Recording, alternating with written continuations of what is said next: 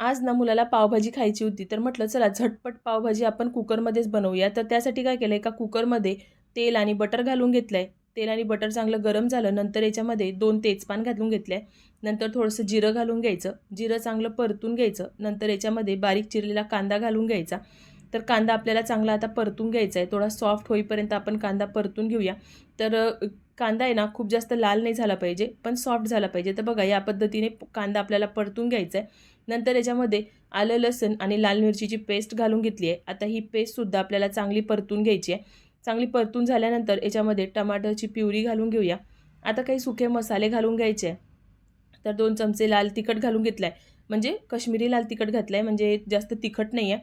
सोबतच धने जिरे पावडर, 2 चमचे पावभाजी मसाला, गरम मसाला घातला आहे. सोबत चवीपुरतं मीठ घालून घ्यायचं आणि सगळे मसाले चांगले परतून घ्यायचे.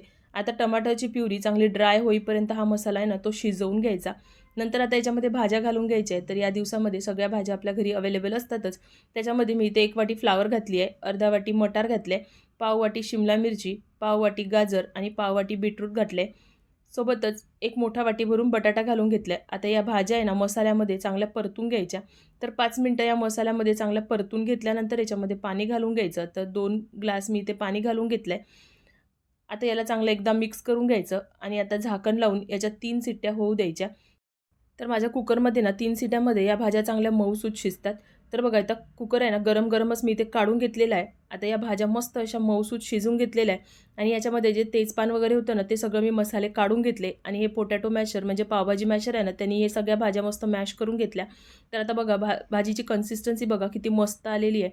तर आता इथे गॅसचा फ्लेम बंद होता. आता परत याचा गॅस चालू करून भाजीला उकळी येऊ द्यायची.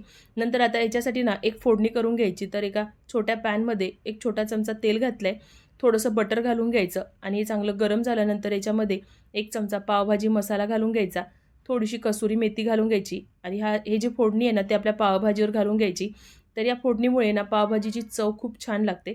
तर बघा मस्त अशी झटपट आपली पावभाजी तयार होते. याचा रंग बघा किती मस्त आलेला आहे आणि मस्त अशी घट्टसर दाटसर आपली ही पावभाजी तयार झाली आहे. याच्यामध्ये बारीक चिरलेली कोथिंबीर घालून घ्यायची. परत याला एकदा चांगलं मिक्स करून घ्यायचं. तर झटपट पटापट आपली ही पावभाजी तयार झालेली आहे. आता एका प्लेटमध्ये हे काढून घेतली आहे. याच्यावर मस्त असं बटर टाकून घेतलं, बारीक चिरलेला कांदा टाकून घ्यायचा आणि मस्त असा निंबू पिळून घ्यायचा. आता याच्यासोबतचे जे पाव आहेत ना छोटू-छोटू मी घरातच बनवून घेतले होते. तर बघा किती मस्त सॉफ्ट असे हे पाव तयार झालेले आहेत. तर मुलांसाठी मी हे पाव ना घरातच बनवून घेतले. कारण नेहमी-नेहमी काय बाहेरून पाव घ्यायचे म्हणून मी घरात बनवून घेतले आणि अगदी मस्तच झाले होते. तर बघा झटपट पटापट ही पावभाजी तुम्हाला कशी वाटली ते मला कमेंट बॉक्समध्ये नक्कीच सांगा. आवडली असेल तर व्हिडिओला लाईक करा.